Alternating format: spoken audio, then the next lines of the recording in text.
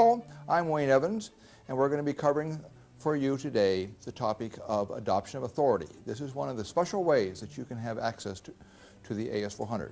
During this presentation, we'll be talking about generally an overview of what program adoption of authority is, some design factors for programs that adopt, and then some topics related to the way authority gets propagated, and finally some other topics related to AS400 security.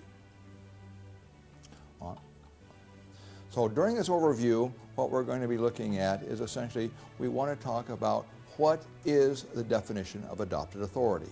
Essentially, adopted authority is the status of an object. Generally, this object is a program that uses the owner's authority of the object when the program or the object is running. Now, I say object because not only can a program adopt authority, but also a service program or a SQL package can also adopt authority of the owner. Essentially, this is one of the unique security features of the AS400 and the System 38 that allows you to be able to use adopted authority. Let's take a look at an example of how adopted authority might be of use to you. Here is an example of where we have a user using adopted authority. Program number 1 in this example adopts the authority of its owner. And if you'll observe, the owner is authorized to program 2, to the payroll file, and to file B. The user, the end user, only needs to be authorized to run program number 1. So this is going to give us an advantage in that by running program 1, you're going to gain access of the owner's authority, essentially because program number 1 adopts authority. Let's take a look and see what happens if you don't adopt authority. If you don't adopt authority, the situation is entirely different. You have to authorize this user to all of the objects, not only to program 1, but to program 2, and to the payroll file and file B, in order for these users to run this application. What's the exposure? Well, if we think about it, I think the exposure is obvious. What it would be is if the user has authority to all of the objects, then because they have access to the payroll file, the user can, rather than running program 1, can write another application or run query to go out and access the payroll file or other objects that are authorized. In the other case, where the user was running a program that adopted authority, in that case the user could only access that one object, program number 1. So what it does, it eliminates, program adopted authority eliminates the need to give the user authority because essentially the owner of the program has that authority. Now, let's take a look at some of the uses of program adopted authority, and one of the uses is in the command that you're familiar with, the display object authority command.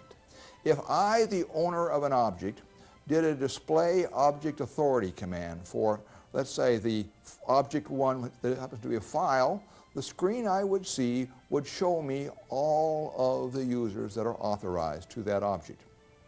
Now, many of you have auditors or people coming into your system that want to analyze what is the security on your system, and they would do this very same command. If an auditor came in and entered the display object authority command for object 1 for that same object that I entered it on, the screen that you see is a screen that only shows the user the public authority. The auditor is not allowed to see anybody that has more authority than the public authority in this case, because the auditor was not authorized. Well, you then really have two choices. You could go out and authorize the auditor to every object to allow them to have access, or you could use program adopted authority. Let's take a look at program adopted authority. Essentially, the problem we want to solve is how are we going to allow the auditors or allow others to view the authority of the objects? Because essentially the user is only seeing the data for users that have less authority than themselves. What we want to do is figure out how we're going to do this. Mainly this is for auditors, and generally one of the things that you could do is you could write a program that adopts its owner's authority. Let's assume the owner of the program was a security officer. than if you did a display program adopt for object 1 that was a file. Then the screen that you would see would then show you all of the users that are authorized to the program. In addition, there's one other line called the asterisk adopted line. What the asterisk adopted line tells you is this is the additional authority that this user picked up or gained because they're running a program that adopts. And so what you begin to say is, well, yes, Wayne, this makes a lot of sense to me, but I don't want to write a program that adopts the authority for every program that the auditor wants to, or every file the auditor wants to look at. That's just too much work. Is there some better way to do that, and is there a smarter technique? And you're absolutely correct, there is a smarter technique, but we can base it off of this same philosophy we're using here. And the technique is essentially, let's write a generalized program that will allow the auditor or anyone to display the authority of any of the objects that they want to. We do this by simply including a program statement, a display object authority statement, and in front of the display object authority statement you put a question mark. What that does is that causes the program when it runs to prompt the user with the screen that you see below that says, give me the name of the object, tell me what library the object is in, and also what the object type is. And so with this very, very simple program now, you can allow your auditors to go out and view the authority of all the objects on your system, and you do not have to allow them to be security officers. And so this would be one very useful technique of using program adopted authority. Now, let's talk about how do you cause a program to adopt authority. There's really two ways. You can do it when a program is created, or you can change a program that already exists. Let's take a look first at how when a program is created. When a program is created, when you do it on the create program, either the create CL program or create RPG program, all of the create statements that for objects that allow adoption have a parameter called user profile. The default is asterisk user saying don't adopt. But if you specify user profile asterisk owner, then this program, when it is created, will adopt authority. But you might have some objects out there that already exist that don't adopt. You can use the change program command, and you simply name the program and you say user profile star owner, and in this case that would cause program number 2 to adopt the authority of the owner of program number 2. Now IBM restricts who can change programs that adopt, and because in order to change a program that adopts authority, you have to be either the owner of the program, so if you own a program, you can allow your authority to be adopted, or if you are a security officer, you can change a program to allow access to that program. But you would not want on your system to let just anybody go out and say, change a program so that it adopts its owner's authority, and IBM prevents that. The only two users that can, types of users that can change a program are the users that have either all object authority or are the owner of the program. That's an overview of program adoption authority. Now let's take a look at some of the design techniques that are important for programs that adopt. But essentially, many of the things that I'm going to be sharing with you during this portion are valuable not only for programs that adopt, but really make good sense in all application design. But one thing that we want to do relative to program adoption is we want to make sure you do not overuse adoption. Essentially, it should be used to give users additional access, but you don't need to use adoption all the time because it is a powerful feature, and because when you are allowing someone to adopt your authority as the owner of a program, you are intentionally giving them access. And obviously, you'd want to prevent the user from being able to enter commands or things of that nature. And the other thing relative to programs that adopt is essentially, I have seen many applications where every program in the application adopts authority. There's little or no value to having every program adopt authority, because once authority is adopted, it gets propagated down to the lower level programs. So in this example that we have here, on the very first, where it's labeled poor, you're seeing every program in the system adopts authority. A somewhat better example is one where only the very top or the highest level program adopts authority. Essentially the poor example and the better example are exactly equivalent functionally relative to authority, assuming that the poor example is adopting the same user profile all the time. But there's actually a better technique that I would prefer, and that's shown to you here as the best example, that says essentially try to delay the adoption of authority for as long as possible, because what that's going to do for you is that is going to allow you to not let the user have the owner's authority except for the time that they are running that application program. So we want to limit the adoption authority. Now we're going to talk about some common pitfalls and design factors for programs that adopt, and these were also useful for other programs. Most important, and out of all of these rules, there's one thing that you need to remember, and this is the thing I want to stress. Do not allow users command access while they are doing adoption. But this command access probably even goes even further to even more what I call free-form interaction. You would not want to adopt, let's say, the security officer's authority and allow users to run query, because then they could, if you allow them the work query command, the user with work query can go out and access all of the files on the system if you adopted the security officer. So to avoid that, you want to control users, what they do. That's the first one we're going to talk about. And then there are some minor things, such as you want to try to keep hackers from figuring out what the program logic is, and keep a hacker from running debug against your program, controlling the library list, and you even want to protect users from using overrides or redirecting your input files. Let's take a look at each one of these individually. First and foremost importance, do not allow free-form interaction with a program that adopts. This includes access probably to DFU and to query. In the slide example, you see here is probably one of the simplest but one of the most dangerous programs that exists. A simple one-statement program, call QCMD. What does this do for you? This brings up for you the command entry screen.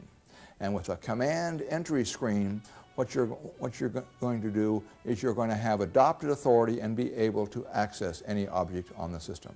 So this very dangerous program and simple program is one that you want to prevent that adopts authority on your system. Now let's take a look at some of the other things that you want to do for programs that adopt. Essentially, if you're going to try to keep hackers out of your system and from breaking into programs that adopt, you essentially want to try to hide what is the program doing. Because if I'm a hacker and I want to break in, well, I would like to know how the program runs so I can determine where best to break in. There are some techniques that you can use to help keep users from figuring out the details of a program. By default, programs are created as follows. On a create CL program, the CL program says allow retrieve source * yes. This says if a user wants to, they can do a retrieve CL source command, take the data, the source statements that represent this CL program, and bring them back into a file. Well, doing this would allow the user to figure out what the logic of that program is. So you don't want to allow users to retrieve source, or the other option is the logging of CL commands. You can essentially do a change job to log CL commands and figure out what programs are going to do.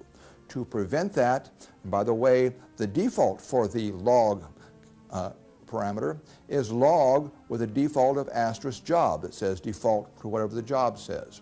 But to prevent users from logging commands, you're going to also say log *no. So to keep people from figuring out the flow of control in your programs that adopt, you're going to want to say create the CL program, allow retrieve source no, and log no. This is going to keep your hacker from figuring out exactly what your program is doing. Another thing that you'll want to do, and this is really true of all programs, you do not want users to be able to use debug. Preventing debug. Debug is one of the things that you'll want to prevent from programs that adopt. This is really true of your other application programs as well. Essentially, the default authority for programs is that they have public authority of change. And with public authority of change, a user can use debug on a program. Now, what does debug let you do? Debug is a tool that is designed to allow you to work through the execution flow of a program and then at a certain spot stop that program and then go out and look at the variables, or you can even use the change program variable command to alter a program. Let's take a look at how I might take advantage of that if I were a hacker. If I knew you had an application program that was in debug mode and it read the salary file and then it wrote the salary file back out again, if I were allowed to use debug, could take advantage of that. What I would do is I would go into debug mode, start debug, then I would add a breakpoint at the place where the program has read the data records, and then I would allow it to break, and I would look to see until it came up to the record that I want to increase. And let's say it's user Evans, and I decide I'm going to give user Evans a nice healthy increase in salary, so I'll give him, I'll just use the change program variable command, let's say, and I will increase the salary for user Evans by 10%, changing the variable inside the program, and then when I allow the program to execute, it's going to write out this change salary, giving the user a nice, convenient raise in salary. The way you prevent debug is the following. Essentially, if programs have public authority of use and users do not have change authority, then you can prevent debug. So the recommendation is for all of your production programs, have them created with public authority of use. Use authority is enough to allow access for people to run the program, but does prevent debug and allows anyone from tampering with the data. And if you do need to go back into debug mode, your application programmers can be given the necessary access to use debug. So that's another thing we want to prevent is debug. On programs that adopt, one of the things that you want to worry about is there a way that a user can tamper with the library list? Now, the library list on the AS400 is somewhat like the path statement on a PC that says if you can't specify, if you don't know what library an object exists in, the system is going to search the library list. Well, what would a hacker do if they knew that there was a program that adopted and somehow that hacker had an opportunity to be able to enter commands before the system called the program? Well, what the hacker would do is they would issue the change library list command, add the tamper library or their own library ahead of the application libraries, and then when your application program that adopts authority issues either command number 1 or calls program number 2, it thinks it's accessing data out of the library list, but the user, the hacker, will put into the tamper library their version of command number 1 or program number 2. What you want to do for programs that adopt to prevent this exposure is one thing you want to do is you will want to, when you go into programs that adopt, you will want to change the library list to contain just the libraries that should be used during this application. That way, if someone put the tamper library on the library list ahead of you, you do not have an exposure. The exposure is that someone can put a library like the tamper library in the library list ahead of your application libraries, and therefore your application program, if written incorrectly, rather than executing command number 1, would call, or calling program 2, is going to call the hacker's version of these programs, and those hackers' versions of the programs are going to run with adopted authority. A good design would be that you're going to use the change library list command when you go into a program that adopts and set the library exactly as you specify it. Now, one comment, you probably want to write your program a little more sophisticated than I've shown here, and that is being a courteous person, you're probably going to want to retrieve the library list, save it, and then restore it upon the exit of your application program. That's one of the techniques, is by changing the library list when you go into an application program. Or the other technique is essentially to go out and library qualify with the explicit library names all the commands that are being issued and all the programs that are being run in a program that adopts. So this is controlling the library list to prevent a hacker from putting a version of their own library ahead of yours in the system. Now, one last technique that we need to be concerned about is you can use the override command to redirect the application input. Essentially, here I have a copy file command that is supposedly copying from file A to file B. But I, as a hacker, if I know that it's going to be accessing file A and going to file B, I could use an override command that says override file A to my version or my data. Now the copy command, rather than copying from file A, is actually going to be copying from my data into file B.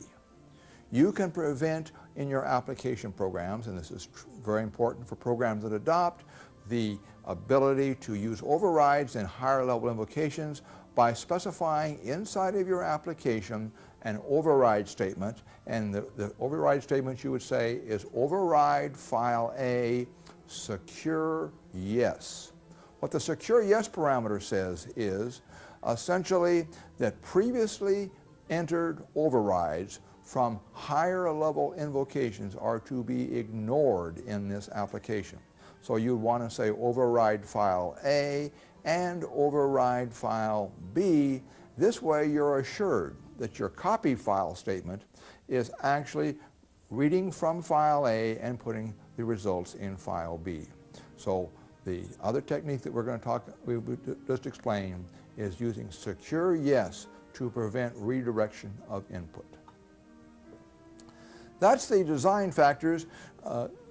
Good design factors. Now let's talk about some of the topics relative to the propagation of authority, or how do programs propagate authority that adopt. Programs that adopt authority propagate essentially in the following way. And so we can kind of get a little technical here for just a few moments. Let's get into some of the IBM terminology. Essentially, when your job is running on the system, IBM talks about its process authority.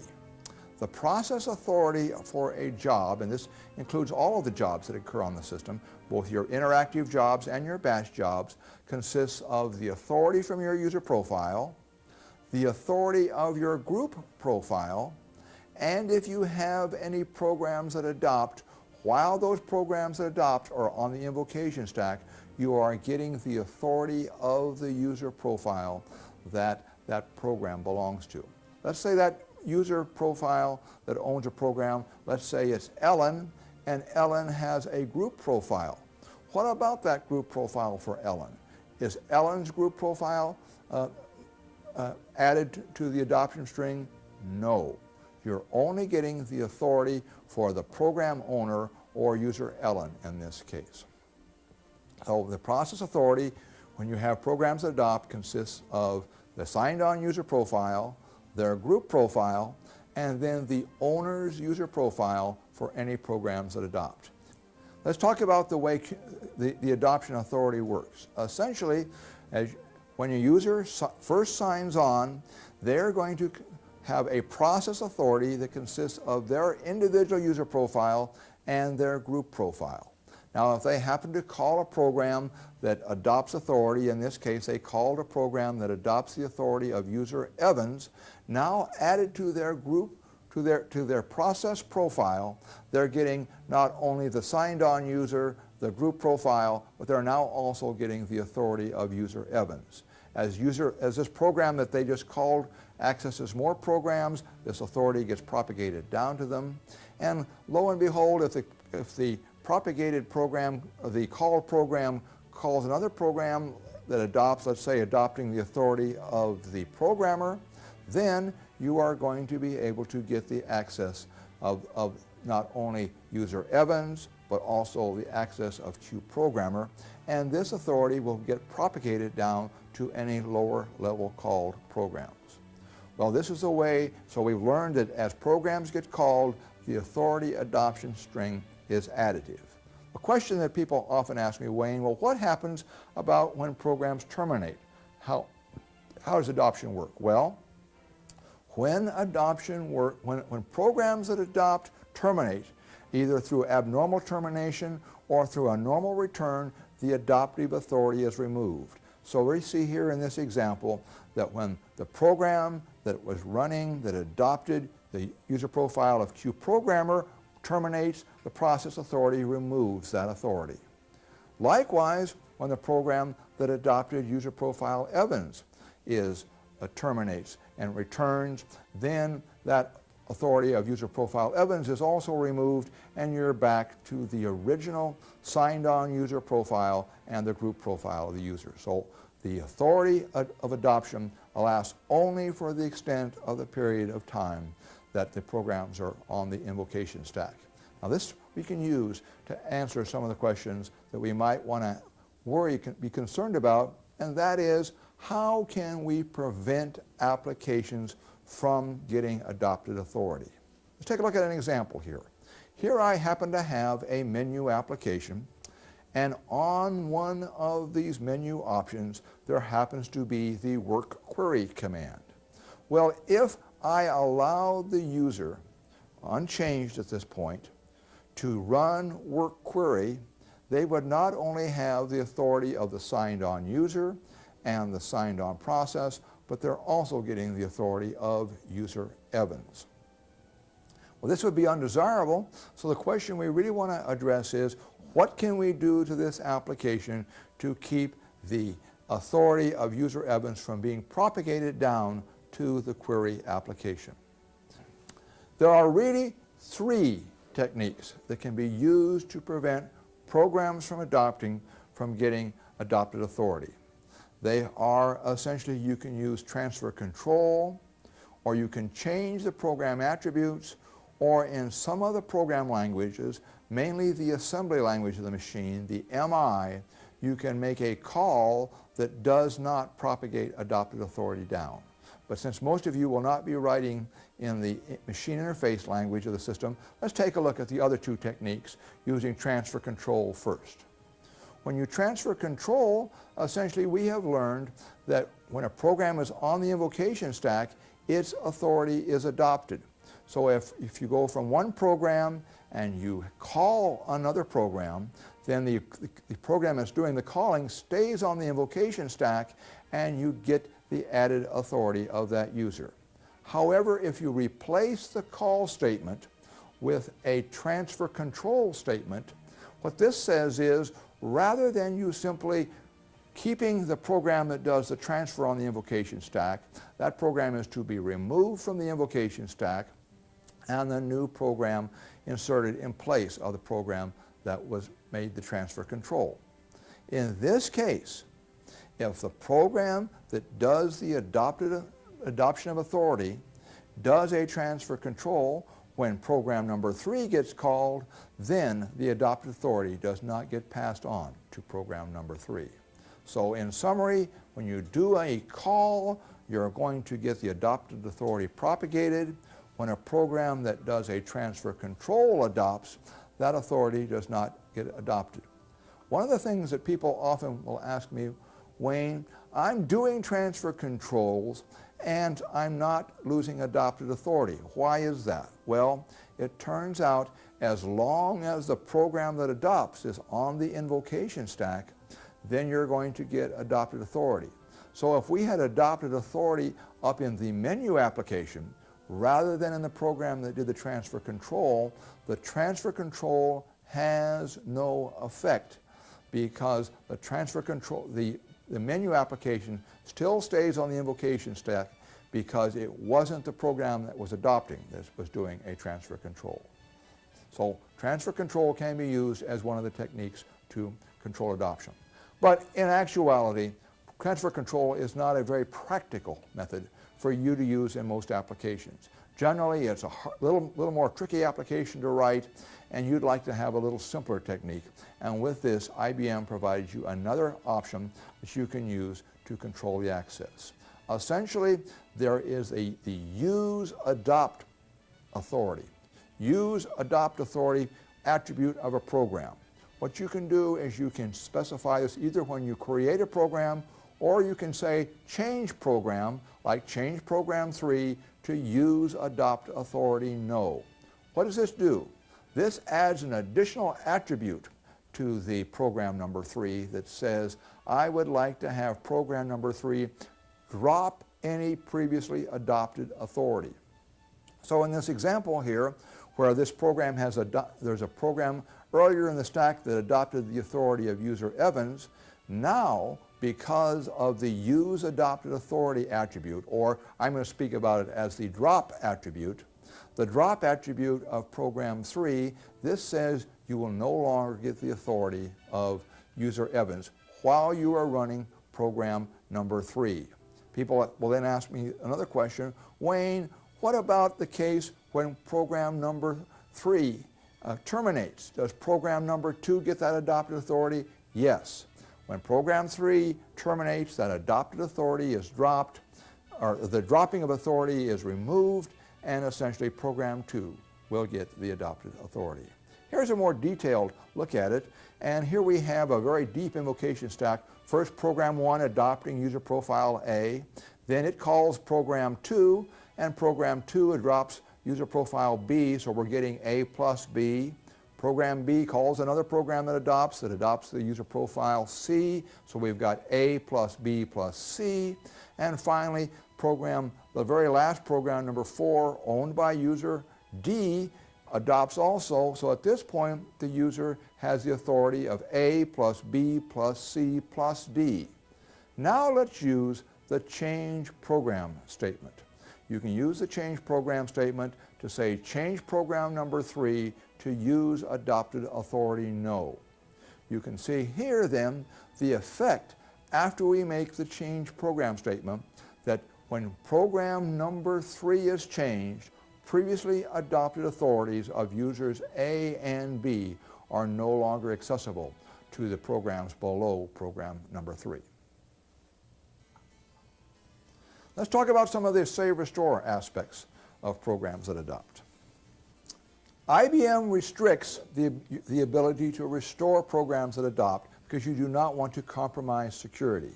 Essentially, anytime a program that has been saved off of a system that has the attribute of adopting its owner's authority, if the owner of the program does the restore, or if a security officer, and a security officer is deemed by IBM to be a user that has all object and SecAdmin special authority.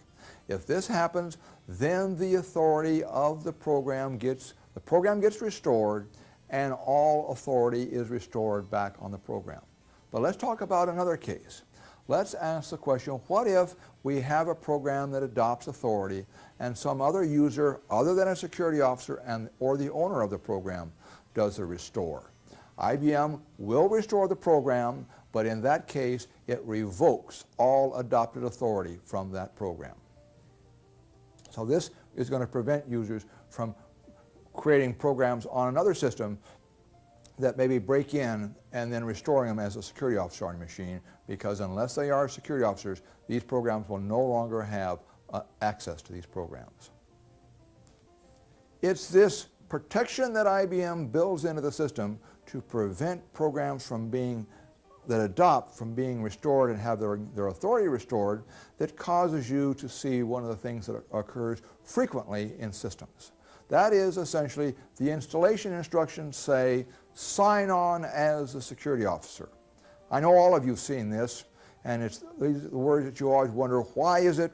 Well, it's because of adopted authority. What can you do, because I know you don't like to sign on as a security officer to do this, there are really three options. One, yes, you can sign on as a security officer and do the installation. This often means coming in at off hours to do the installation when nobody else is around, like 4 a.m. on Christmas morning. Or the second option is, yes, you're going to have operators around and you can give the operators your security officer password so that they can do the install. But this introduces the security exposure that the operator then has the access as the security officer while they're signed on. But the third option is the ability for you to create a program that adopts authority. Here is an example of such a program. This program contains just one command, and that is the restore library command. But notice I've included in the restore library command the option output * print. This is going to cause anything that occurs during this restore to get recorded or to be printed. Now you're going to create this program by saying create the CL program, user profile *owner, and if the owner of the program is the security officer, then this program can be used to restore programs that adopt and essentially get around the problem of the statement of signing on as a security officer. Now there are tools in library user tools, one of the tools called restore any library that is very similar to this function. So this is some of the techniques that you can use. Now, let's now talk about auditing of programs that adopt. How can you audit programs that adopt? I first need to tell you auditing of programs that adopt is not an easy job because but it is possible. What do we have to do? Number one, you have to be able to go out and find the programs that adopt. And when you develop that list of programs that adopt, you're going to find there's a whole group of programs that IBM includes that adopt authority. You want to be able to eliminate these IBM programs from that group, and then you're going to want to look at the design of the other programs, making sure that they follow some of the rules that we've talked about, limiting access to the command line, controlling the library list, and making sure that the hackers cannot view the source. Let's talk you through the process of looking for programs that adopt. How do you find programs that adopt on the system? The way you find programs that adopt, IBM provides for you the display program adopt command. The display program adopt command, what you do is you name a user profile like the security officer, and you can even have the output directed to an output file where you'll get the data listed in a file for you, and you'll want to specify the name of the file, and we may want to do the option *add to accumulate more data. Now, if you were to enter this display program adopt command, I make one recommendation. Don't run this command immediately at 10 o'clock in the morning online from your workstation, or your workstation is going to be tied up for a considerable period of time. This command, because it runs a long time, is a good candidate to submit to batch, and probably it would be best if you do this overnight. The concept we really want to do is the display program adopt command only lets you work with one user profile at a time, and what we want to do is we want to build up a list of user profiles that we are going to have access to. And so I'm going to show you now a little application program that is going to give you access. Here is the technique that we're going to want to use. Is we want to find all the programs for all the user profiles that adopt on the system. Here is a very simple program that you can run on your system. It consists of nothing more than a declare file and a display object description so that you get a list of all the user profiles in the system. And then you're going to read the file that you have just created and do this display program adopt command for every user profile in the system. It turns out that this operation, as you guessed, the other operation was a very long-running operation. This is a super long-running operation. So again, do not run this program interactive from your workstation unless you want to tie your workstation up for an extended period of time. This program that you see here is an ideal candidate to be run at batch, and what it's going to do, it's going to give you the file named adopt that lists all the programs that adopt. If you're a hacker, you want to try to make your programs disguised and look like IBM programs. So what are you going to do? Well, probably you're going to start the program with the letter Q. You're going to put the program in library QSYS, and you're going to give it some name that doesn't make any sense to anybody. The question that you have to do now is, how can I go out and find these programs that look like IBM programs that adopt, but are actually written by users? Or in this example here, maybe the user was so kind to you as to give you a program named QFake. How do you find the fake IBM programs in your system library? This can be done using another very long-running command.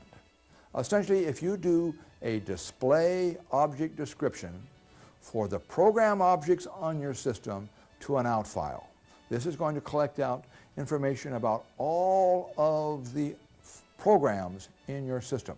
This is another very long-running command, but in the output listing, you're going to see the name of the object, the library it was created in, and who was the creator of the program. And lo and behold, here is where the distinction is different. For programs created by IBM, they will have asterisk IBM. For programs created by another user, they're going to have the name of the user. So in this example I talked to you about the QFake program, you will not see that being created by asterisk IBM. So what you're going to want to do then to find the programs that are really all the programs that adopt is you're going to want to take these two files, the file that adopts and the list of all programs, and you can use the ability of the AS400 database to join these two files together, joining them together first on program name and object name. And what you want to do is you want to select all the files that don't begin with the creator of asterisk IBM. Create your output report, and then these are the programs that you need to analyze. This is still, the analysis is still a large task for you, but this is a technique that I would use if I were trying to find programs that adopt and were written by real users. I'm particularly sensitive to the programs that begin with the letter Q because I suspect someone is trying to hide a program from me. Let's take a look and then actually answer a few questions about programs that adopt. Some people always ask me, Wayne, I'm running an application program from my workstation, and I've come down and I've adopted authority, and now I want to submit a batch job. Will the submitted batch job get adopted authority? Well, you already know the answer to that question because you know that adopted authority requires that the program be on the invocation stack. And in the batch job, the programs that you have called in your interactive session are not on the invocation stack, so your batch job does not get adopted authority. Question we need to ask then is, what technique can we use to get authority adopted? Well, you can change the program that is running in batch so that the program that is running in batch is going to adopt its owners. And you simply could use the change program to change the program that's running in batch so that it would now adopt its owner's authority. Another technique, but one that's probably not as secure, is that on the submit job command you have an option of using what's called routing data. What does routing data do? Let's say we use routing data of XXX. Rather than the IBM command called QCMD being called, you're going to route to your own program, and let's call it adopt in this case. You route to the program called adopt, and the program the program named adopt will adopt the authority of its owner, and then when it calls the payroll or other application, then you will get the adopted authority. This is not a secure technique, but some people are using it. I want you to be aware of it. What you'll want to do, if you have programs like this program called adopt, you definitely want to restrict access to these programs so that only a limited number of users can use these because they are a potential security exposure. Other questions people ask, Wayne, what if I happen to write a program and it it adopts owner's authority, and the owner has less authority than I do. By adoption, am I getting any less authority? No. It turns out you're always going to get your access. Adopted authority can only give you more access to the objects. Next question that many of you ask are essentially, how about programs that adopt? How do they affect the performance of my system? Do programs adopt have a negative performance impact on the system? Well, it turns out program adoption does require that the system do an additional authority lookup if you are not authorized, and this will be a lookup for the owner of the program. Programs that adopt do not really represent a severe security exposure. However, there are some techniques that you can use when you design your application, if you know that it adopts authority, for you to get access. Essentially, what can I do for programs that adopt to get improved performance? Well, if I know a particular program adopts its owner's user profile and it accesses two files, if the files are owned by the same user profile that the program is owned by, then I get a performance advantage because the authority for the owner of an object is stored in the object header, and the system does not need to do a authority lookup operation. What happens, are there ever any time IBM does not propagate adopted authority? And yes, there are some times when IBM does not propagate adopted authority. Those being essentially any time your application gets interrupted unexpectedly, IBM will not propagate adopted authority to you. And essentially, to prevent that, IBM says anytime you have an attention handling program, a break handling program, go into debug, or you execute an exit program, IBM is very careful not to have adopted authority on these programs. There is one other case where adopted authority does not get propagated, and that is if you're running interactive SQL. Interactive SQL, essentially when you do the start SQL command, you come up to this screen where you can enter in SQL statements, and if you have previously adopted while you are running as interactive SQL, you are not getting adopted authority. Another relative to the SQL is the concept of the adopting on SQL requests. We talked about SQL packages being able to adopt. Well, there is, when you create an SQL package or use the create SQL RPG statement, or there is a new parameter called the dynamic user profile asterisk owner statement.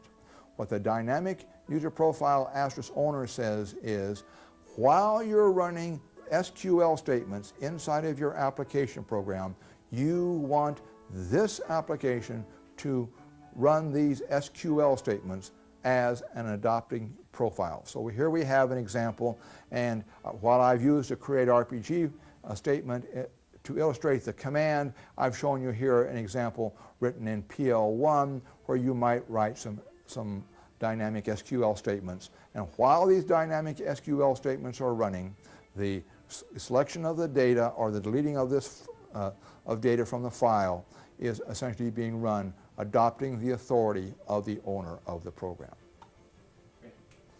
Advantages of adoption. Let's summarize and talk about why you might want to use program adoption of authority. Essentially, adoption of authority is going to simplify your security management because you can grant authority to the owner of a program, and if that owner of that program then has access to the objects, then the users that are authorized to use the program are authorized to access those objects only while running that program. Program adoption of authority is also very useful because it can give users temporary access. For instance, this is where you might want to give the operators the access to be able to restore authority using as a security officer, or an auditor the ability to display any object in the system. But the other things that you want to look at for programs that adopt, and this is often used, is you can write programs that adopt that show users restricted amounts of data, such as the data only for the department or only data that's less than some value. And you can use it to hide the data fields on the system. So Program Adopted Authority is a very useful tool for you on the AS400. This concludes the session on Adopted Authority. Welcome to this session on authorization lists. Authorization lists are a technique that you can use to help secure the objects on your AS400. During this presentation, we'll be talking about some of the concepts of what an authorization list is, how you get started, then some of the uses of an authorization list, some special aspects relative to save restore, and then we'll compare group profiles to authorization lists and try to answer the question, which technique should be used, group profiles or authorization lists? But let's go ahead and get started, and let's talk about essentially from the very start. We want to talk about some background of an authorization list. We're going to create an authorization list. We're going to add users and objects to an authorization list. First, we have to ask the question, what is an authorization list? As you've probably guessed, anytime anybody asks what is it on an AS400, you've got the answer at your tip of your tongue. It's an object. And that's right, the AS400 authorization list is an object.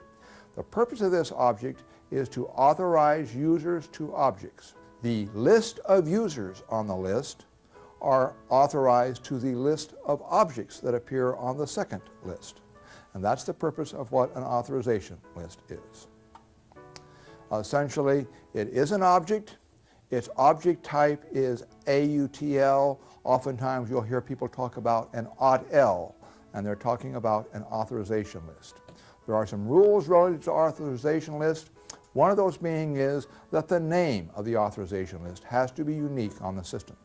And authorization lists, like user profiles, are stored in library QSYS. So all authorization lists are stored in library QSYS. Let's then talk about why you might want to use an authorization list. First, briefly, to kind of introduce the topic, but then we'll cover each of these in detail. The reason that you would be interested in using an authorization list is it's going to save you administration time.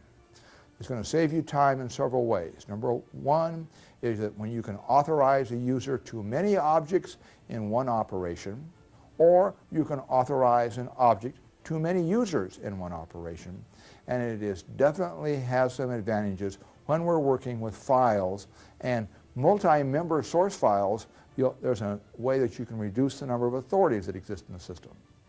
This would let your save sys and your save security data run faster.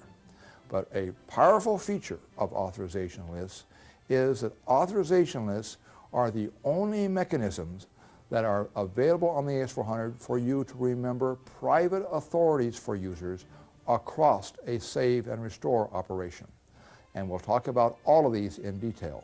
But before we get started in all the whys and the whats about authorization lists, let's get started from the very basics. How do you create an authorization list?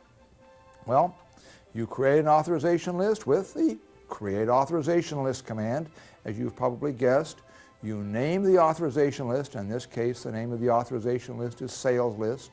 And the AUT parameter, in this case use, defines the public authority on the authorization list. Now, I recommend that you establish a naming convention for your authorization list so that your authorization lists are unique on the system. I tend to want to use the name of the organization or the group that is supposed to be secured by the authorization list, and then you might want to use the word list or something like this to identify that it is an authorization list, although that's not necessary. So, some recommendations relative to authorization lists. I recommend that you not allow all users to create authorization lists. Essentially, this should be restricted to your security administrators or your security officers. To do this, you will probably want to revoke access to the Create Authorization List command. You can essentially do that by granting to the public authority for the command create authorization list, object type command, of exclude authority for the public. This then says that no one can create authorization lists, and then you'll want to authorize the use of the create authorization list command just to selected users. And essentially another rule relative to authorization lists should be owned by the individual security administrators or security officers. They should not be owned by group profiles, because group profiles share their ownership with the group members, and if you are the owner of an authorization list, you can change it. You only want the security administrators and security officers to change authorization lists. And definitely use a naming convention on your authorization lists. Now let's talk about, we've just created an authorization list. Let's add some users to our authorization list. Here we have the authorization list 1, and we're going to add a user to it by saying, using the add authorization list entry command, we add user Q user to this authorization list with use authority. Let's add another user. Let's add Q programmer to the authorization list, naming the same authorization list, naming the user profile Q programmer, and Q programmer we're going to give change authority and authorization list management authority. This actually brings up a question that are often asked is, who can add users to authorization lists? Well, the owner of an authorization list can always add users to the authorization list. A user that has all object authority can add users to the authorization list. And this special authority that we gave to the programmer, in this case, the authorization list management authority, gave Q programmer the right to add users to the authorization list. So if you have authorization list management authority, you can add users to the authorization list. But the system would not allow the user profile Q programmer to give users any more access than the access that Q programmer has. So Q programmer could add users that have change authority, but could not add users that have all authority to the objects on the authorization list. And Q programmer cannot pass on the authorization list management authority. So this is the way you add users to your authorization list. Remember that authorization lists really contain a list of users. Now, that is really not 100% technically correct. I like to think of an authorization list as a list of users and a list of objects. But this is only a conceptual representation. The actual representation is there are no users on the authorization list. The actual implementation is that users have their authority stored in their user profile. Let's take a look at an example. Here's an example that we've just been through. I've shown you the authorization list 1 that had users Evans, Q programmer, Q user, and the public on it. If you were to look down deep inside of the way the IBM stores the bits and bytes for an authorization list, rather than you seeing in the authorization list a list of users, what you would find in the header of the authorization list, you would find that there in the header of every object we're going to have the public authority. So the public authority from the authorization list is use. The header of the authorization list is going to say use. And the owner's authority is also stored in the header. And in this case, the owner of the user of the authorization list has all authority. And there is the address of the owning user profile, in this case, user profile Evans. And so that takes care of the owner's authority and the public authority. That's the way the information is stored in the header of the object. Well, how about Q user and Q programmer? How is their authority stored? Well, if you were to look at the user profile for Q programmer and Q user, what you would find is that they are actually authorized to the authorization list object itself. What they really have is the virtual address, the single level store address of the authorization list, and then the authority for that object. So essentially Q programmer is going to have change authority and authorization list management authority indicated in its user profile, and QUser is going to have use authority indicated in its user profile. Now I'm still going to continue to talk about users being on the authorization list, but if you really want to be technical, really users are not on the authorization list. Their user profile is authorized to the authorization list object, but it's much simpler for me to think of, and I would suggest that you think of users being on an authorization list. Well, we've created an authorization list, we've added users. This authorization list is not doing has no value unless we add some objects to an authorization list. So now let's add some objects to an authorization list. And an authorization list can protect every kind of object that exists on the system with the exception of two object types. You cannot secure user profiles and you cannot secure authorization lists with an authorization list. So one authorization list cannot secure another authorization list or cannot secure a user profile. Other than that, an authorization list can secure any object on the system. But there is one restriction, and that restriction is an object can be on one and only one authorization list. Let's take a look at what you're going to do to secure an object to an authorization list. Essentially, in order to secure an object to an authorization list, you have to have the ability to change the authority for that object, or you have to have object management authority for the object you're talking about. So in this case here, we're talking about object called new object. In order for me to secure this object, then I would have to have object management authority to the object called new object, and then I could add that object to the authorization list. If I did that, this object would immediately become available with the authorities for the users that appear on the authorization list. So when I added new object to this list, then all the users, user Evans, QUser, QProgrammer, and the public will have access to my new object. Let's then look at the details of how you're going to add an object to an authorization list. There are 4 different techniques. We'll cover each of those individually. First, for existing objects, you can use the grant object authority command or the grant DLO authority command to grant access to an existing object. Or for new objects, at the time the object is being created, you have some options. You can either depend upon the library default, the folder default, or the AUT parameter of the create command. Let's take a look at each one of these individually. First, for existing objects. Let's say we already have an object that exists out on the system, and we want to secure this object by our authorization list called sales list. We use the grant object authority command, naming the object and the object type, and then you name the authorization list in the AUTL parameter, and essentially you name it sales list. And this would add the subsystem in this example, QEnter, in library QGPL, to the authorization list. In a similar manner, you can use the grant DLO authority command or grant document library authority command.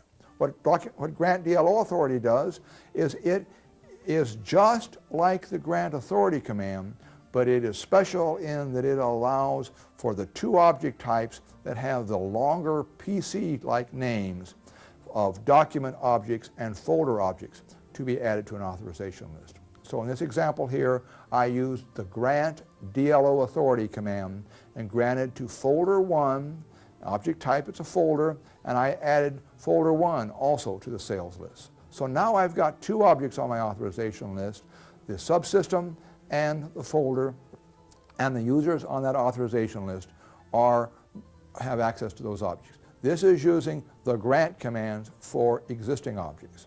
Now let's look at the time you're creating objects, how you can immediately secure them with an authorization list.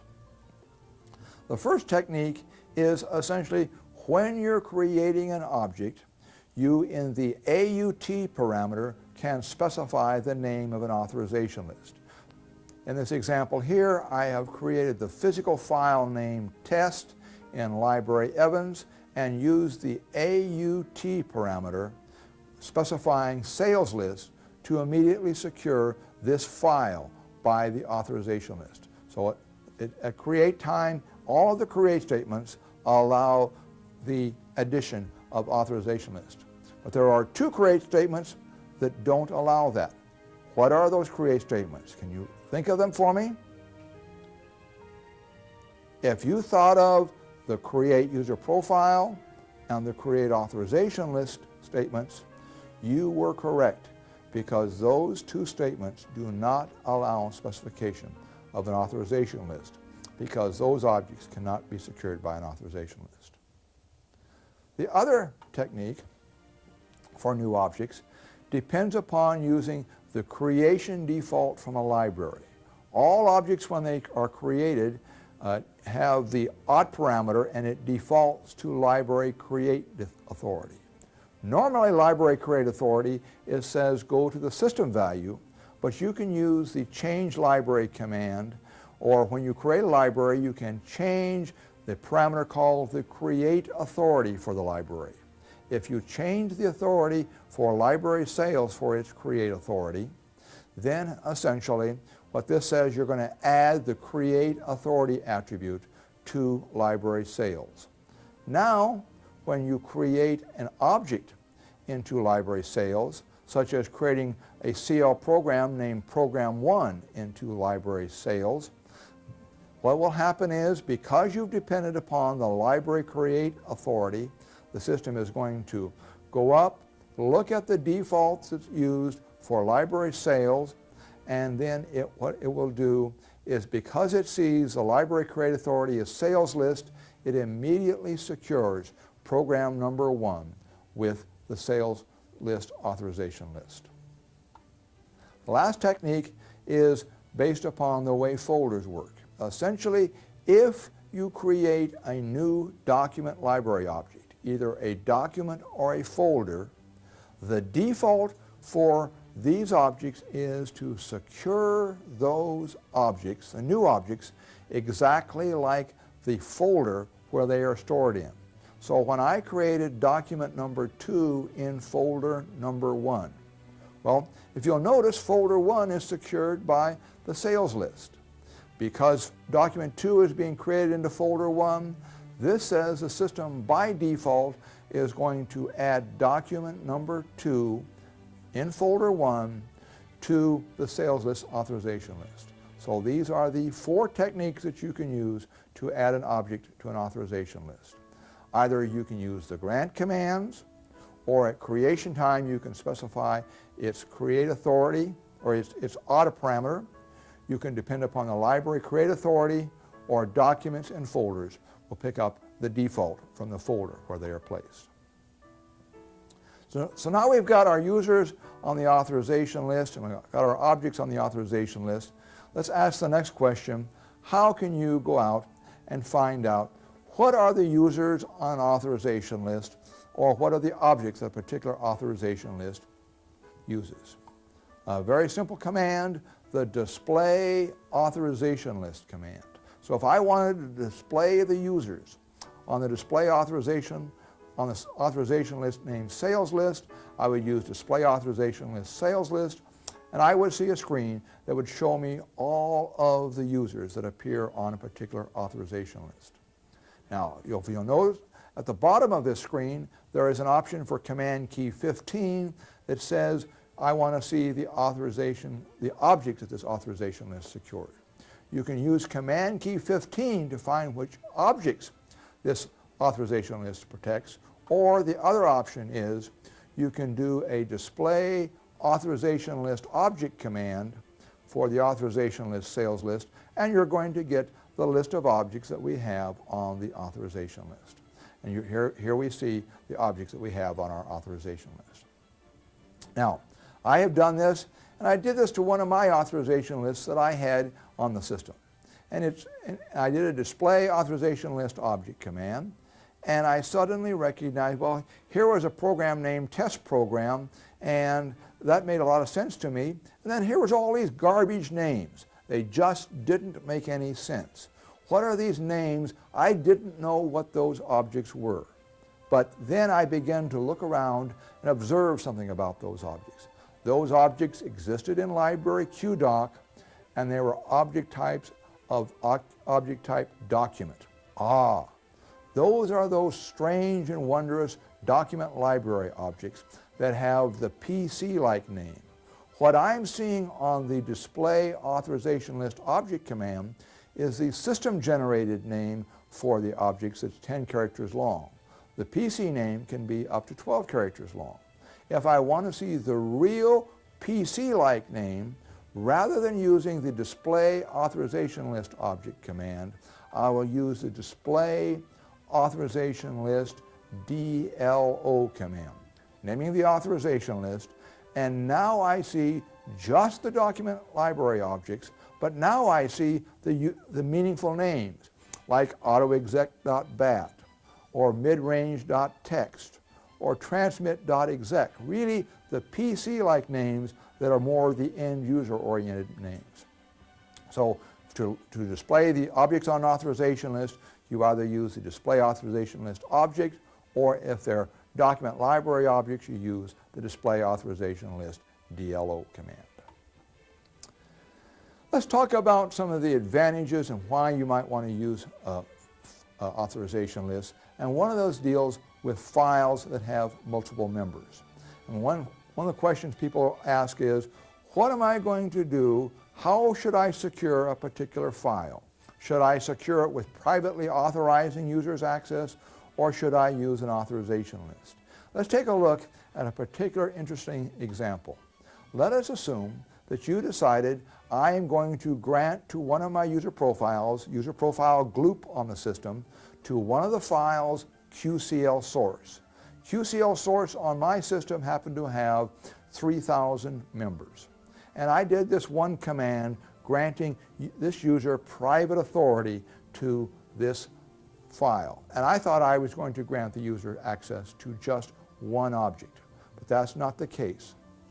First, it granted access to the one object, but this command ran a long time because under the covers, IBM granted the user access to all 3,000 of the members. But that wasn't enough. Every member had an internal data space where the data is stored. And good old IBM generated another 3,000 entries for the user profile for file QCL source. So this very simple command to grant a user access to a file that had multiple members, I generated one entry in the user profile for the file, 3,000 entries for each member, or 3,000 entries, one for each member, 3,000 entries, one for each data space, or I generated in this one command 6,001 authority entries in the user profile because I was using private authority. Let's take a look at another case where I'm not using private authority but using an authorization list, securing the same file. What am I going to do? I will want to use the command to first secure the authorization list, to secure the file with an authorization list, and I do that with the command to grant object authority to file QCL source, file authorization list. And what that does is that uses pointers that are already built into the header of every object to point to the authorization list. But the authorization list is actually also going to have some back pointers back to the objects themselves, so I am going to generate 6,001 entries in the authorization list pointing back to the object. Then I'm going to add user gloop to the authorization list, and when I do that, I'm going to generate one authority entry in user gloop's user profile. In this case right now, I have generated 6,002 authority entries in the system.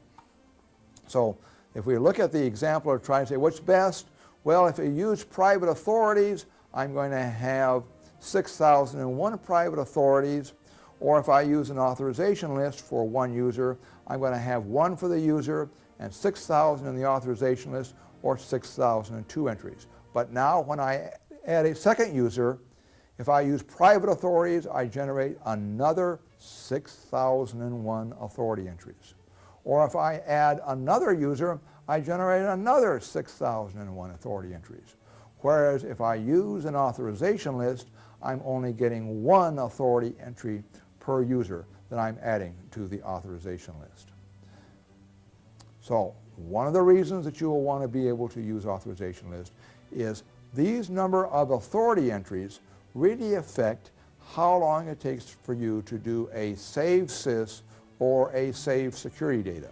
Because with these two commands is where you're backing up the authority of the system, and in one case I had 18,003 authority entries that I had to back up.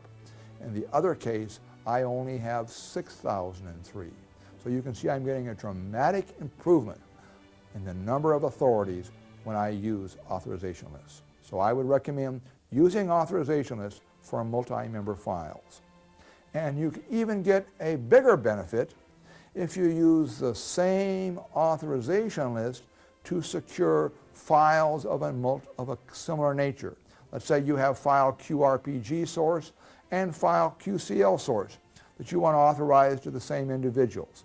By sharing the same authorization list, you are not going to add any more user profile entry authorizations to the system. And so you can dramatically reduce the number of authorities in your system by using authorization lists. Authorization lists have another advantage, and that is, besides reducing the number of authorities on the system, they are very convenient for authorizing users to files. How many of you have ever experienced this? You're getting ready to, you want to authorize a new user to a file, and you do a grant object authority or revoke object authority to the file, and you get the message, operation not allowed, files in use. What's happening? Essentially, whenever a file is open, IBM does not let you change the authority for the file. So this says for your production files, for your master files that have lots of users on them, essentially you are not going to be able to change these files while they're in use. So if you want to add a new user using private authorities with this file, this says that you're going to have to come in at 4 o'clock in the morning or at some unreasonable time when the users are not on the system in order for you to change the authority for this file. That's if you use private authorities. The other option is to use an authorization list. And the advantage of using an authorization list says even while the file is open, you can add and remove users from an authorization list, because the authorization list is a separate object and it can be changed while the file is open. This often leads to a question that many people will ask me. They'll say, Wayne, what happens if I change an authorization list while a user is using the file? What happens to that user? A very good question, and essentially the way IBM works, it checks users' authority at file open time and only at file open time. So let's say user Fred has access to a file and opens that file.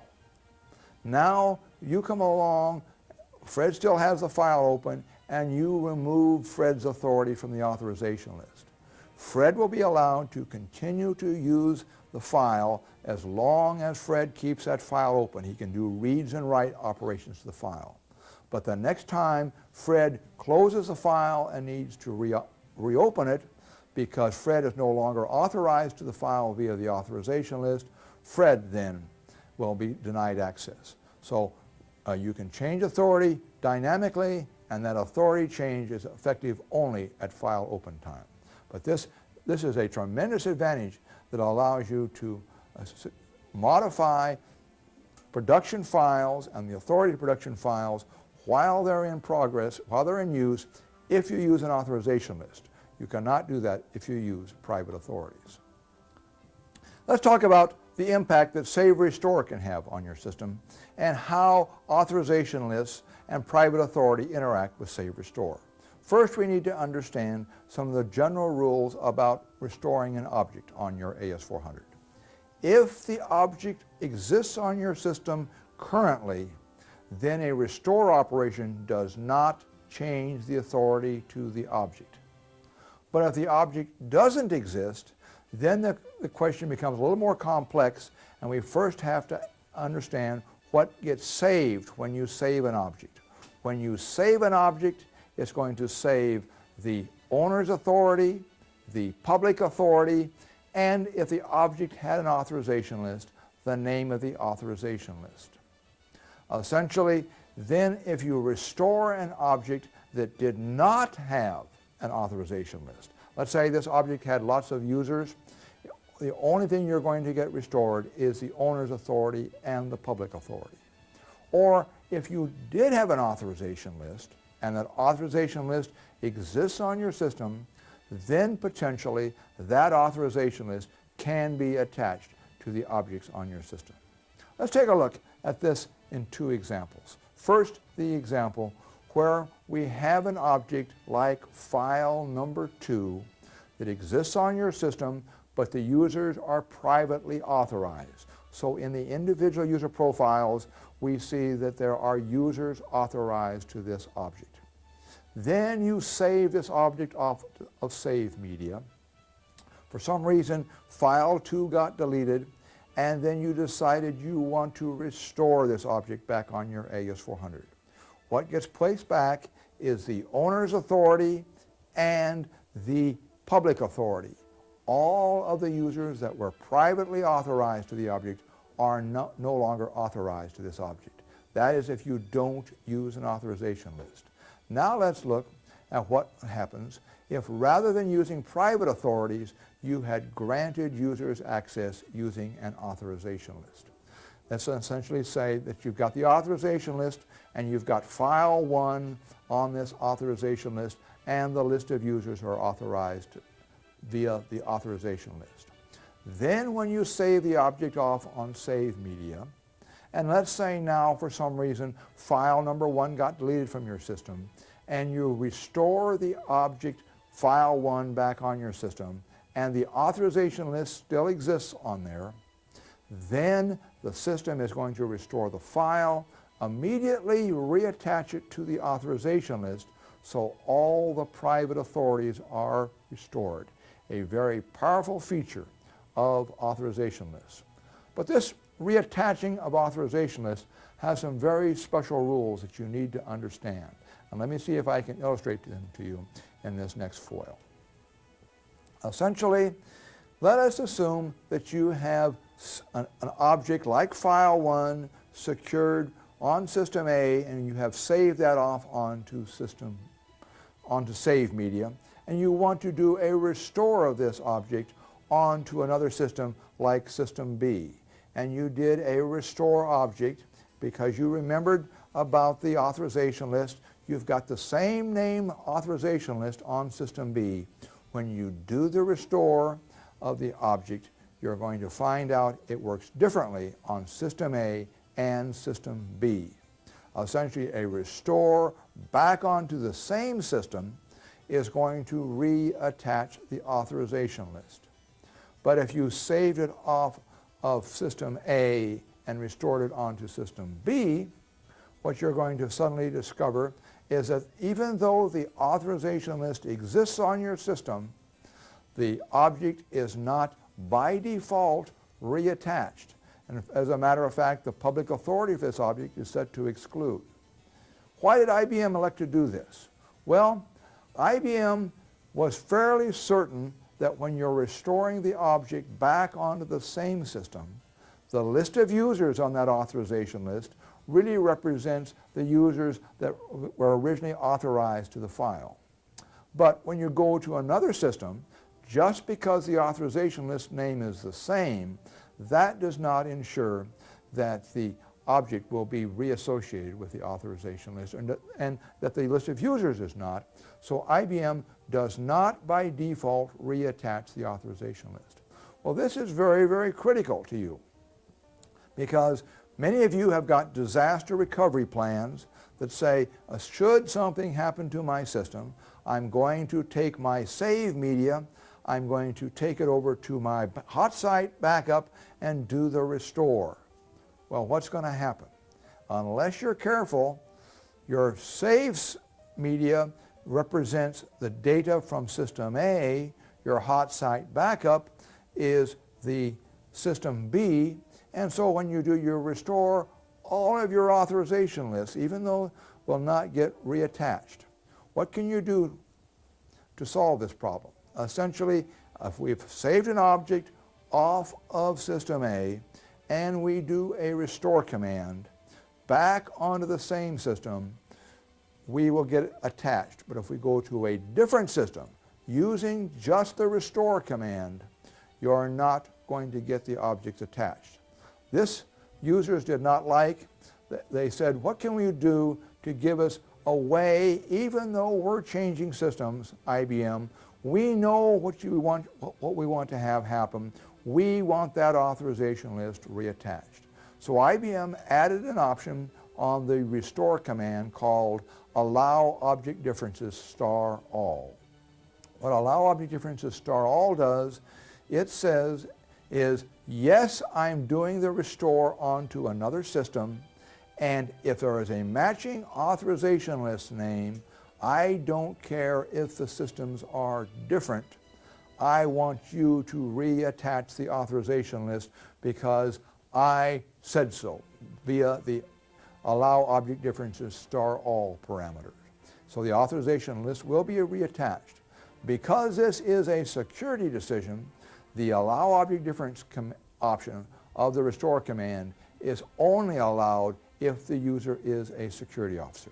So if the thing that you want to consider for your backup and disaster recovery plans is essentially that if you're going to be doing a disaster recovery restore, make sure that you do the restores using the allow object differences star all, and in order to do that, you're going to need a security officer access. This should be written into your disaster recovery plans. Do you have a disaster recovery plan? If the answer is yes, check and make sure that your restores specify allow object differences star all. If you have no disaster recovery plan, now is a good time for you to begin to think about writing a disaster recovery plan rather than waiting for the disaster to happen. It's better now to write that recovery plan and test it before you actually have to put it to use. Let's spend a few moments talking about the save commands that exist on the AS400. The save sys or save security data commands allow you to save the user profiles, their authorities that exist in the user profiles, and all of the authorization lists that exist on your system. And you should be doing a save sys or a save security data on a regular basis. I would like to recommend that you do a save security data at least on a weekly basis. People ask, what's the difference between save sys and save security data, Wayne? Well, save sys saves all of the objects that exist in library QSys, essentially all of the IBM programs, in addition to the user profiles and the authorization list. The save sys requires a dedicated system and probably does not need to be done except when you make a major change to your system. The save security data command is a command that you can do while the system is up and operational. It only saves user profiles and their authorities, and it's a command I would like to see done on a weekly basis. Other commands to save the data on your system are the save lib, save object, save changed objects, and save document library objects. They save the object content, the owner's authority, the public authority, and the name of an authorization list if an object it has an authorization list. The restore commands that exist on your system are essentially the restore user profile command that restores user profiles. It will restore authorization lists. It also restores the internal table that represents all of the user's authority to objects. and then the restore lib, restore object, and restore document library object always will put back the object. And we've talked about those special rules when you are putting back the object based upon whether it's the same system or a different system, and it will really attach the authorization list or not. Finally, the last command in the restore series is the restore authority command. What it does is it uses that table that got put back by the restore user profile command to go out and restore the authorities for all the user profiles on your system. Let's take a look at really what would happen if you had to do a disaster recovery on your AS400. Step number one, you're going to want to restore the licensed internal code and the model unique license internal code. This essentially says get your machine up and operational. Then you're going to do an install where you're going to be putting back the program products, and the first program product you're going to be putting back is the operating system OS400. The next thing you're going to want to do is you're going to want to make sure that you get your user profiles on your system, and you're going to want to do a restore user profile. This brings back your user profiles and authorization lists and that internal table of all of the objects. Then you're very likely going to want to restore your configuration using the restore configuration command, restore your libraries, restore your documents, and then finally, when all of the objects are on your system, then and only then do you do a restore authority. Now, all of this discussion on save restore obviously has some security ramifications relative to authorization lists, and now let me see if I can explain to you the details for that. Let's talk about the impact that these restore steps have relative to objects that have authorization lists. Let's first start from the concept that you've got objects in QSYS that are secured by authorization lists, and you've had a disaster. And so now you're going to try to do the install and recover your system. What's going to happen? Well, the system is going to go out, and it's going to, your first step is having loaded the microcode on and got an operational machine. Your next step is to do an install. What does that do? That loads the programs and the other objects into the QSYS library. Now, those objects may have been secured by an authorization list, but the authorization list doesn't exist on your system yet. Only when you do the second step, the restore user profile, are user profiles and authorization lists added back to your system. Essentially, doing that, what it will allow you to do, it will allow you to then, what this does is this puts back not only the user profiles, the authorization list, it also creates a table. I call it the hidden table because this table really has a list of all the user's authorities to objects on the system. Then you're going to do your restore libraries, and now because your authorization lists exist on your system, then the objects that exist in these libraries will get reattached to the authorization list, especially if you use the allow object difference option. Finally then, you're going to do the restore authority command, and that's going to use that hidden table and reassign the users back out to authorization list and re-grant any private authorities. The problem we need to deal with is how are we going to handle those objects in QSYS that actually got placed on the system before the authorization list got placed on the system. Well, I'm actually going to show you an example program where I'm going to use some of the aspects of some of the commands on the system so that you can take care of these objects in library QSYS. I've written two programs for you called all.l and fix.l. Let's see how these programs work, but first we need to understand some more details about the outfile support that exists on the display authorization list and display authorization list object command. Essentially, these commands allow you the capability, rather than showing the data on the screen, you can put this information into an output file or to a database file. This then will allow you to keep this information available to you. You get a list of users and you get their authority to the objects in that out file. So essentially, we're going to use this aspect, and this is really what we're going to do. Off of a system, we're going to use the program called all.audl. What this does, this goes out to all of the authorization lists in your system and creates into a database file a list of the objects that that authorization list secures. Now this database file you can save off of your system, and then should you need to go to another system, you can use the information in this database file or this out file on another system like System B, and program fix.audl then reads this database file and reassigns all the objects out for you in the authorization list.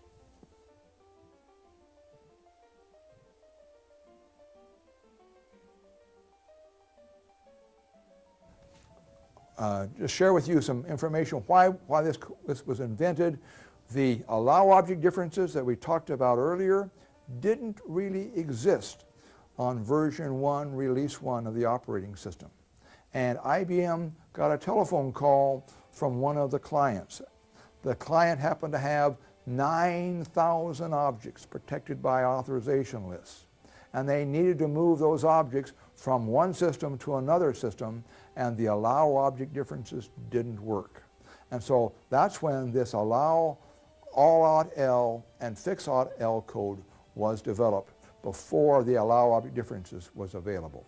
But this is still useful code for those of you that have objects in library QSYS that are protected by authorization lists, because the all.audl will record those objects in QSYS, and fix.audl can be used after you do a restore to reassign authorization lists back to objects in QSYS.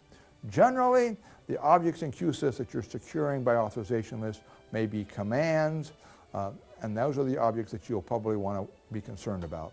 You can simplify this in several ways. One of the techniques that you can use is you can probably avoid using authorization lists if you want to, or you can, on a regular basis, prior to a system backup, you would want to use the all.audl program to back up all the authorization lists into a database file before you secure your system. So we've seen a number of reasons why to use authorization lists during this presentation. Let's now ask the question that I often get asked by groups is, Wayne, what should I use? Should I use an authorization list, or should I use a group profile? What's the best security technique for me? Well, obviously it's a matter of choice in many cases, but I tried to do an analysis comparing authorization lists to group profiles. In both cases, authorization lists and group profiles can secure multiple objects. It turns out one difference is on an authorization list, you can give different users different access, but all the users that are a member of the group have the same access. Now, but there's a little bit difference here, and that is if you secure multiple objects by an authorization list, all those objects are going to have the same authority, but you can give group profiles different authority to individual objects. There is only one authorization list per object, but you can have multiple group profiles assigned to an object. A user can be assigned to multiple authorization lists, but a user can have only one group profile in version 2, release 3. Although I'm going to, in the presentation on security implementation, talk to you how you can dynamically change user profiles on the system. Well, I looked at this list of pluses and minuses and essentially concluded that authorization lists and group profiles, both being very good, don't give me any real distinction as to why I should use one or the other. Then I began to look at some of the other things. A powerful feature of group profiles is the concept that you can have ownership of objects transferred to the group profile. This doesn't exist for authorization lists. But authorization lists has this very nice feature that at restore time, when you restore an object that's protected by an authorization list, you can have the authorization list reattached to the system. No such thing exists for group profiles. And authorization lists do become the default for authority for objects created into a folder, and can even be the default authority for objects created into a library. No such thing exists for group profiles. Authorization lists have another advantage in that while a file is open, you can still change the authority to a file if you are using an authorization list. If you're trying to use private authorities, you can't do that. Therefore, group profiles cannot be used in this case if you're using private authorities to group profiles. Although you can add and remove members to a group once a group has been added to a file that has been opened. Well, I looked at this and I said, authorization lists have got a lot of neat features. Group profiles have got a lot of neat features. Why do I have to make a choice which is better, authorization lists or group profiles? The method I prefer is the very simple method saying, why don't I use both? Why don't I put users in groups and then put the group profile name on authorization lists? What am I doing? I'm picking up the advantage of both techniques. I'm getting the advantages of group profiles and the advantages of authorization lists. So I'm not forced to make the decision using one or the other. I'm able to use both features. So I feel that this is one of the better ways to maximize the use of the system.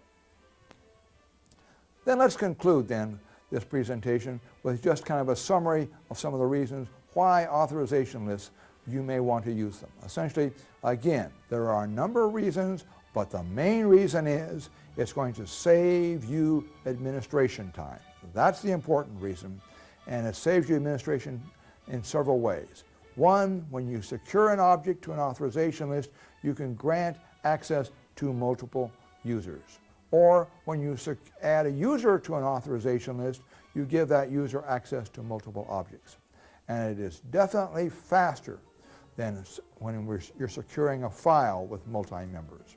And it also has the advantage that you can change the authority to an open file. Other reasons, besides saving you administration time, is it's going to save the number of authorities that occur on the system, and thus saving the save sys and save security backup time that's required. Because of the way authorization lists work, when you restore an object on a system and that authorization list exists, the authorization list will be reattached to the object if it came from the same system or if you used allow object difference. So essentially, authorization lists provide a way for you to keep track of private authorities. It is going to be the default for folders and libraries, and you can definitely make that change of authority for open files. All of these are reasons why you would find authorization lists useful on your system. Let's talk about, in addition to the advantages, let's talk about some of the reasons why you may not want to use authorization lists, because they are very powerful features, but they do have a potential performance impact unless used carefully. Number one, if you're going to use authorization lists for an object, then don't use private authorities. Essentially, either secure an object with private authorities or with authorization lists. Don't use both techniques on the same object. Either use authorization lists or private authorities, not both. Now, private authorities have a performance advantage when you're giving users more access than the public for objects. And we'll talk about this in the security design for performance session, but essentially, if you're going to be giving users more access than the public access, you can avoid authority lookups if you use private authorities rather than authorization lists. These are the two cases where you do not want to use authorization lists. But in general, I would recommend the use of authorization lists, especially in the case of files and multi-member files, because files allows me to change the authority while they're open, and multi-member files, it definitely reduces the number of authorities that exist in the system.